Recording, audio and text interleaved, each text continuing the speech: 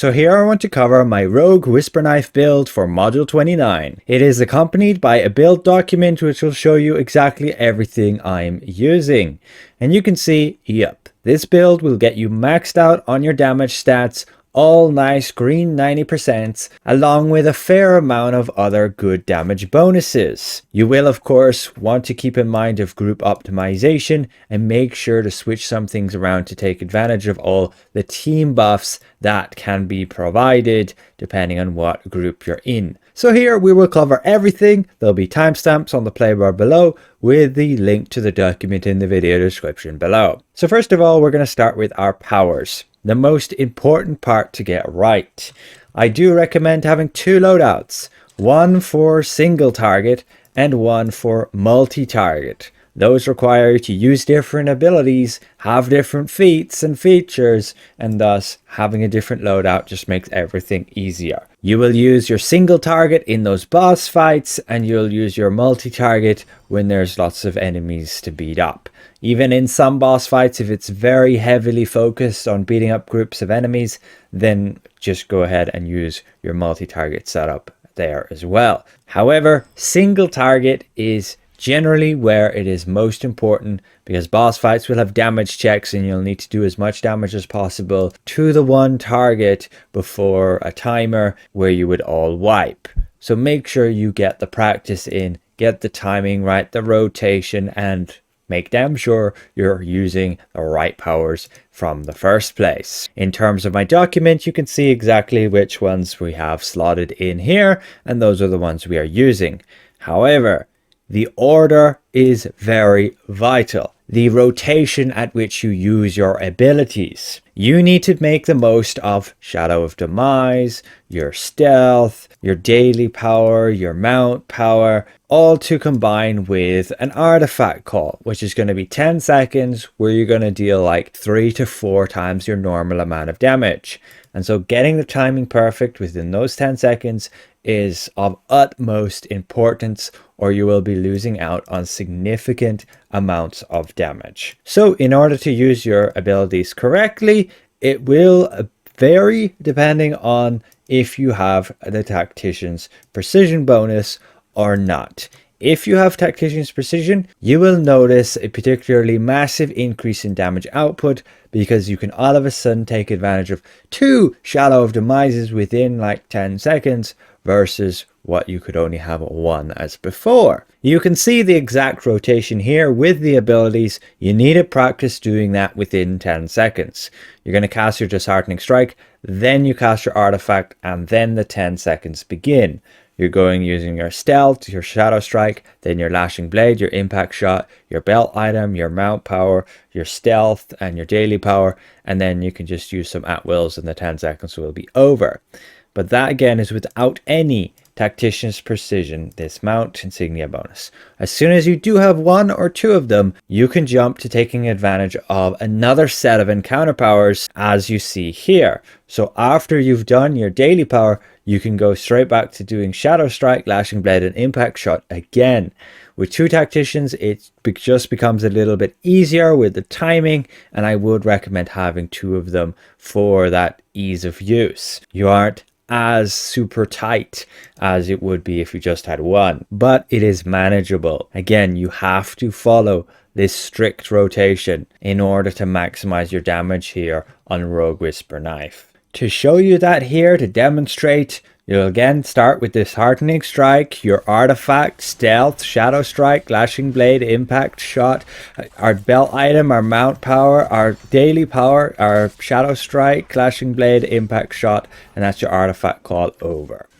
You need to perfect that timing, all of it, within 10 seconds in that order. Once you master it, you will notice a massive improvement in your damage output. As for the rest of the time, let's say you don't have an artifact call, well, you're still using your encounter powers in that order.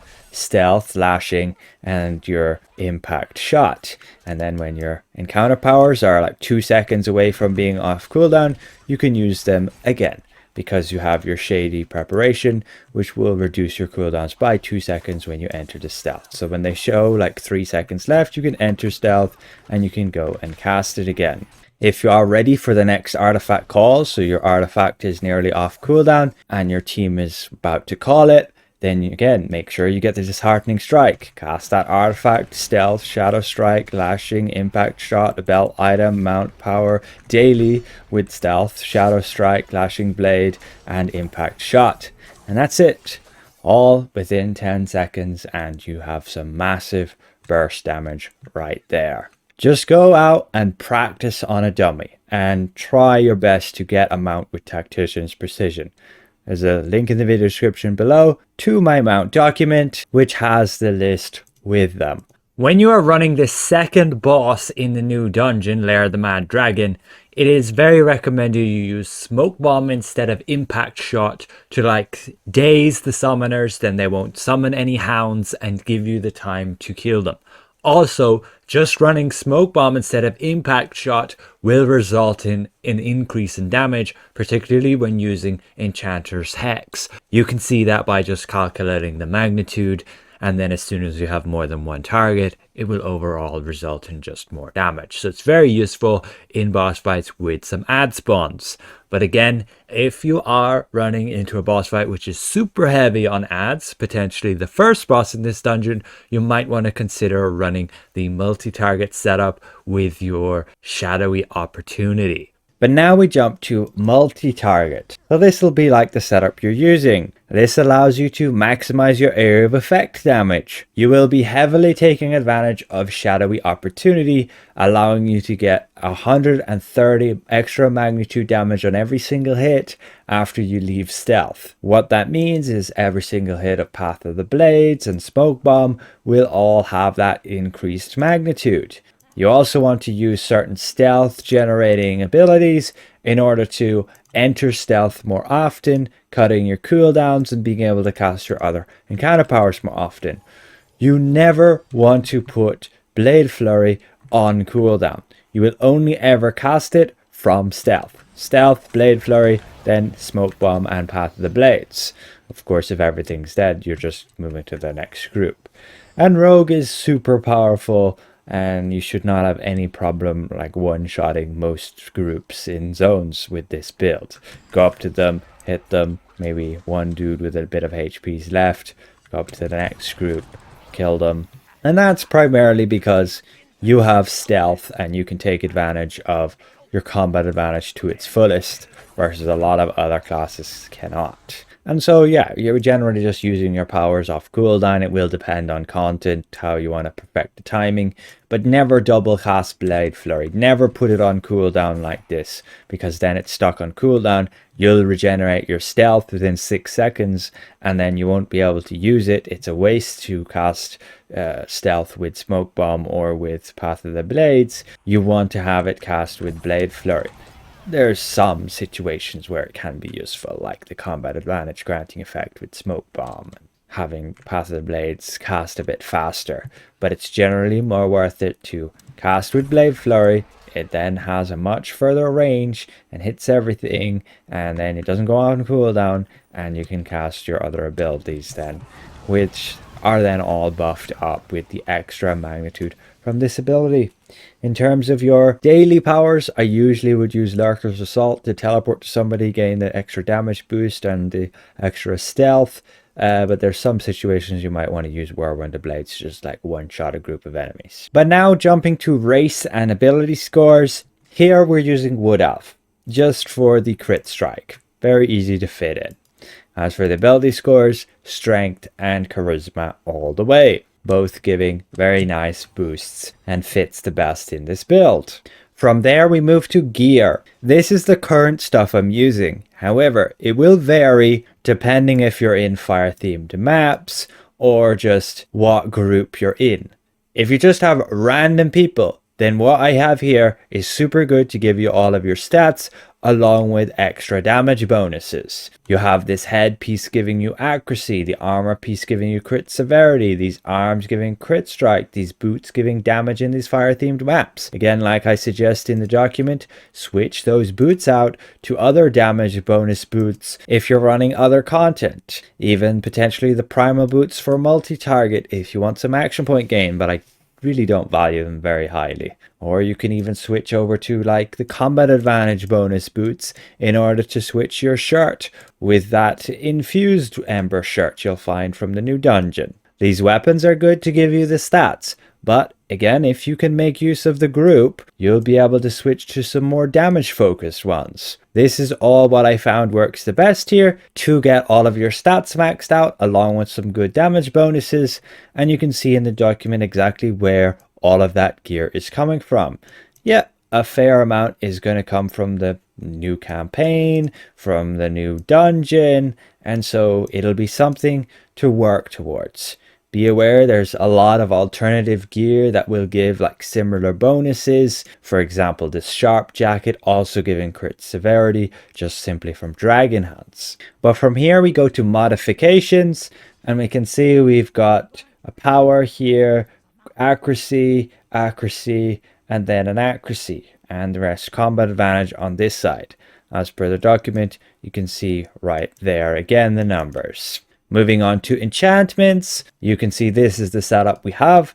It only really matters with the offensive one, the utility, overloads, combat enchantment, and the bonus enchantments optional. You can have garnets in your defense, but I wouldn't worry so much exactly which ones. If you have some spare alternative enchantments that you're not really using, feel free to throw them in there. It's not going to matter a big deal with your defensive stats.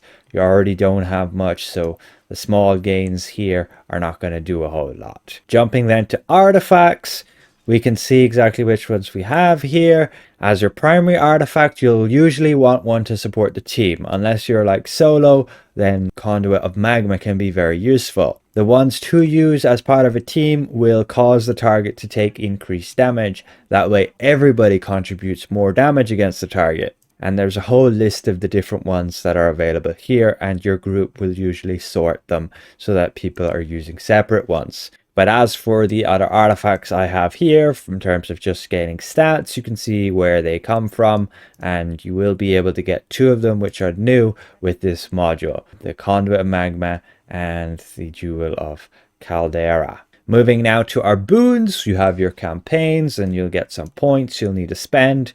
So just get all of these offensive stat ones here, including the power, get your movement speed, get your forte, reach your speed action point gain, your bloodlust, life lessons, blessed advantage, get your blessed resilience too, get your lingering medicine, get your demonic mastery if you're running like content with demons, and then from there get your like defensive stats and hit points, and that should be filling up as many boon points as you have. In terms of the guild stronghold, we have accuracy here, defense, and then if you're running tough content and you might die, definitely run revive sickness. And then we go to our companions. So I recommend just having a striker companion. Generally doesn't matter so much which it is. You can go for like support affected ones that do decent damage. I do have a companion document linked below. You can see the different rankings of them, but just be aware of the test situation, and some companions will do better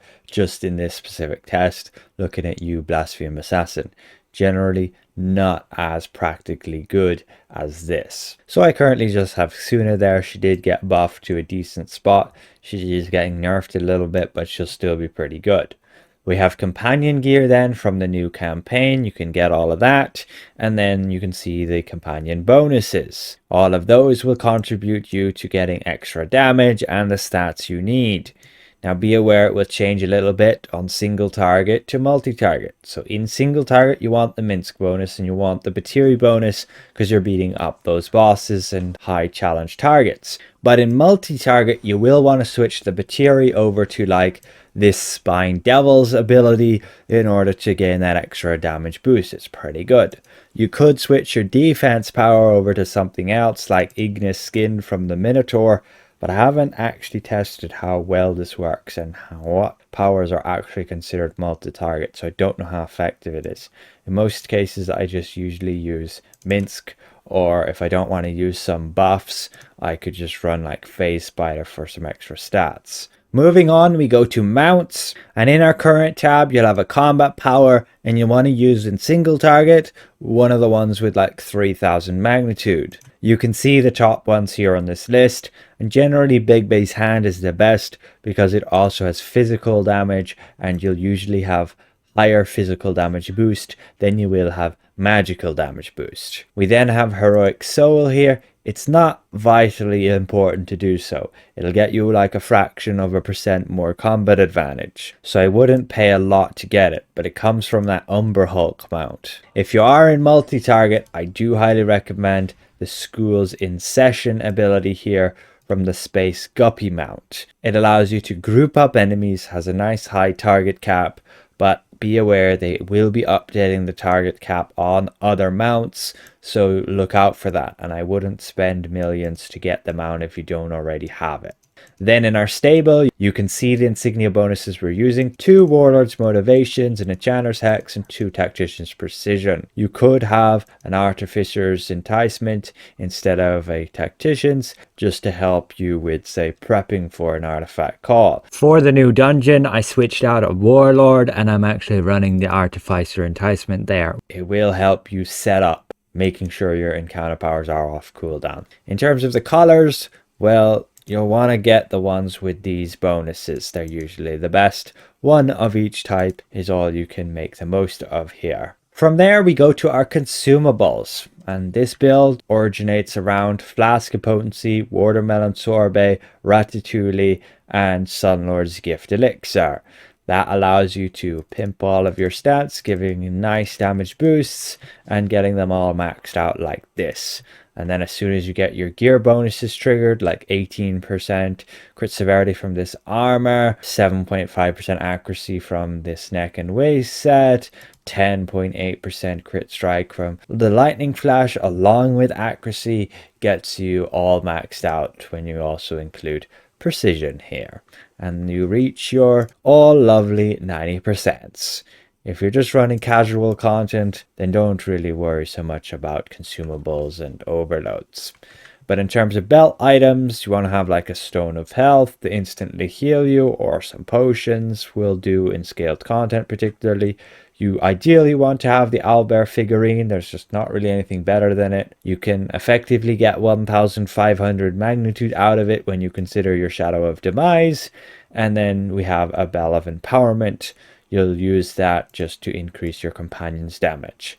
If you are lacking a bit in power, maybe you want to use the Forger's Box, or if you're lacking a bit in combat advantage, you can use the Spider Totem. You can look up how to get those online.